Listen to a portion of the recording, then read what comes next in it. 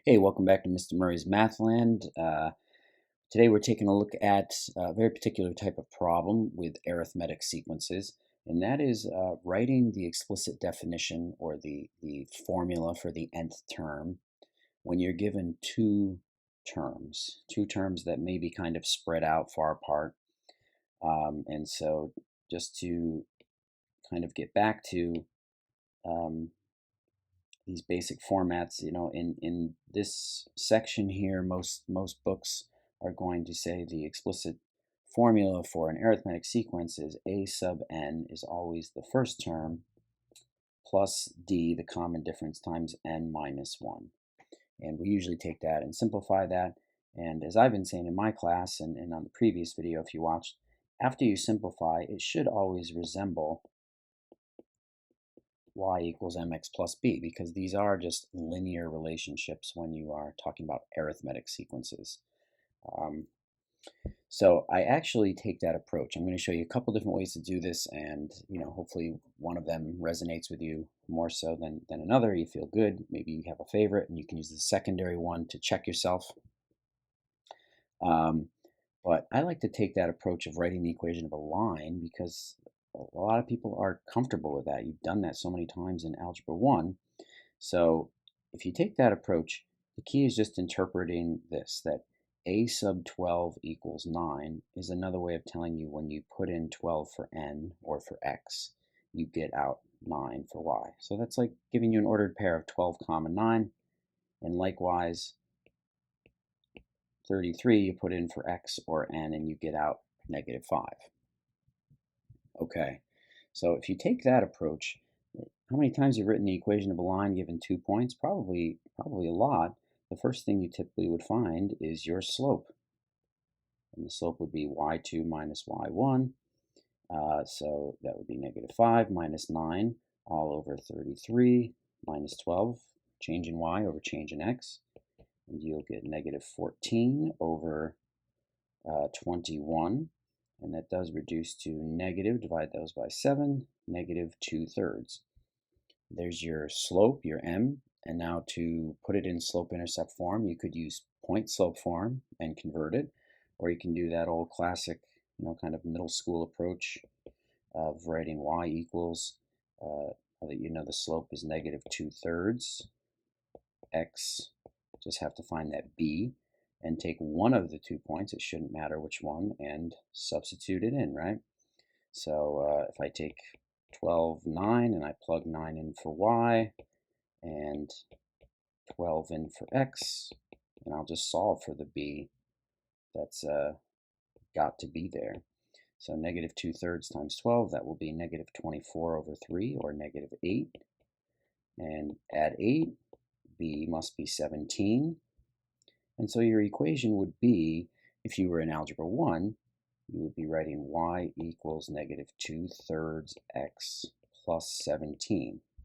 But since this is in an arithmetic sequence format, we make it look like an arithmetic sequence explicit definition, and we write a sub n is negative 2/3 n plus 17.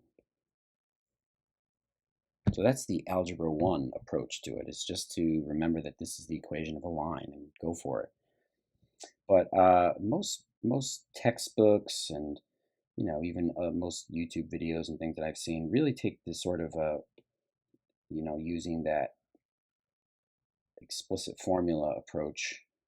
So I'll just show you how you could use that, and it would also work, using this formula to help you out. Now, I still say that maybe the easiest way to start is to find what d is, and d is that common difference, d is that slope. So, I mean, you really start kind of the same way. The slope, which is that common difference, is subtract, y2 minus y1 over x2 minus x1, and that's negative 2/3. You're going to get your same thing from your work right here. And if you're hung up on this format right here, well, then that's fine. Now you know what d is, and again, take one of your points and plug in, right? So take your maybe a sub 12 equals 9, and when I substitute into this format, that means a sub n, which is a sub 12, that's 9. I'm going to get out 9 when I substitute 12 in for n. So what is missing from this is a sub 1. The d value is negative 2/3. The n value is 12. That's what you're plugging in. So when you put 12 minus 1 here, you're going to get 11. And so you're going to get 9 equals a sub 1 minus, and 2/3 times 11 is 22/3. And now to find what a sub 1 is, you add 22/3 to both sides, and so a sub 1, the first term, is going to be 9 plus 22/3, or 27/3 plus 22/3, and that will give you 49/3 equals a sub 1. And now you know a sub 1, you knew what d was already, right? It was negative 2/3. So you go and you write your formula, a sub n equals a sub 1, which now we figured out is 49/3, minus 2/3 times n minus 1. We distribute, we simplify. 49/3 minus 2/3 n plus 2/3 when you distribute that. And then when you combine your like terms is where some of these nice numbers will appear. You'll get 49/3 plus 2/3. That's 51/3. And 51 divided by 3 is 17. So you do get to that same formula eventually. So I think I'm just a big fan of Algebra 1, and why make it harder than it's got to be, right? Keep it simple, stupid. But that does not matter. If you follow the rules, you follow the math, you use good habits, you'll get there in the end. And yet again, there's sort of a third way to do it, if you like. I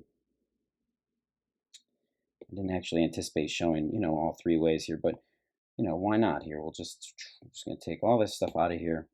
Remember, the answer is negative 2/3 n plus 17.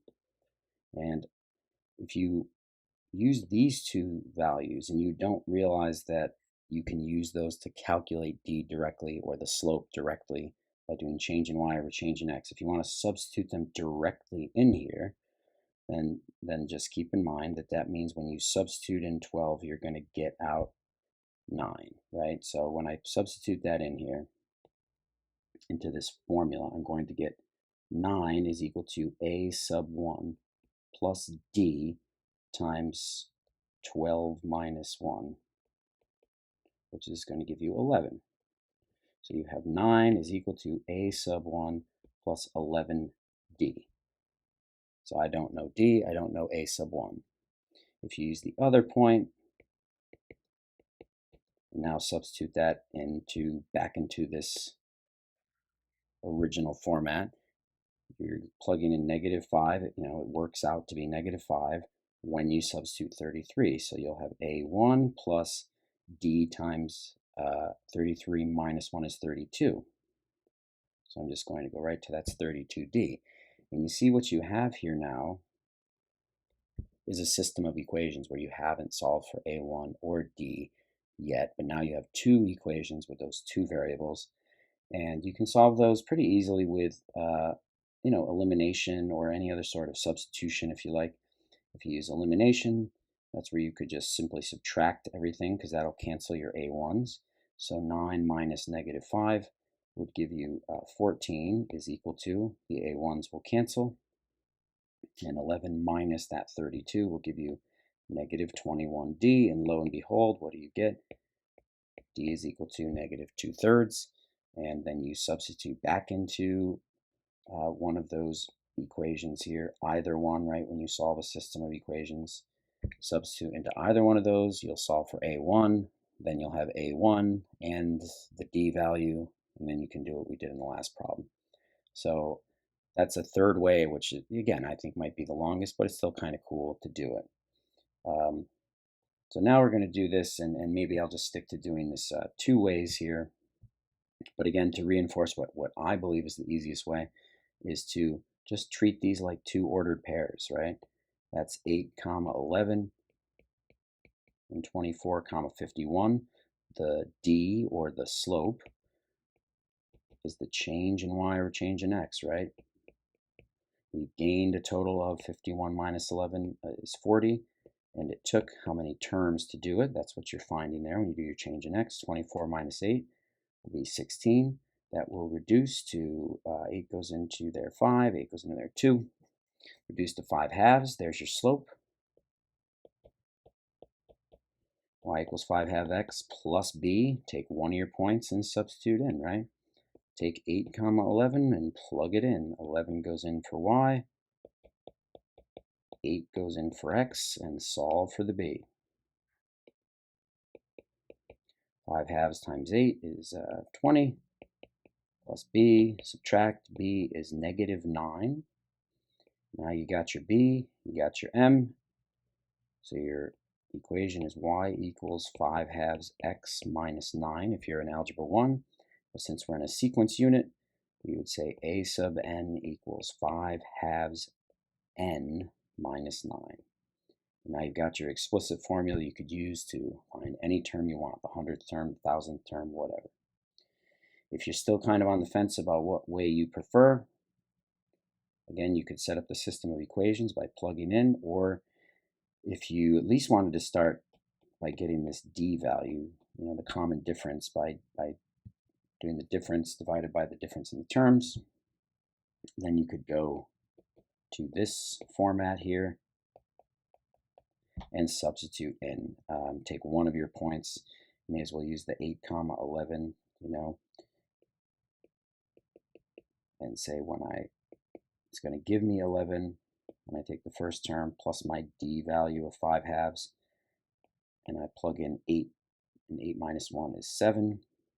And so again here you're going to get some fractions. 5 halves times 7 is 35. Whoop. Let's just undo that. Sorry about that. Technical glitch. We'll leave it in there. Who cares, right? 5 halves times 7 is 35 halves. And then to solve for a1, you're going to subtract from both sides. So 11 is 22 halves. Subtracting that 35 halves, that's going to give you negative 13 halves. And there's what a1 is. And so now you go to your explicit format. a1 is negative 13 halves plus your d value of 5 halves times n minus 1. Distribute, combine, and we should get the same answer. 5 halves n minus 5 halves. When you combine those two, you're going to get 5 halves n, and negative 13 halves minus 5 halves is negative 18 halves. Negative 18 halves is negative 9. So same answer either way. Hopefully you find one of these ways that feels comfortable and works for you. And that's what it's all about. Just use good math and sound habits and you're good. All right, let me know if you have any questions. Otherwise, good luck and keep working.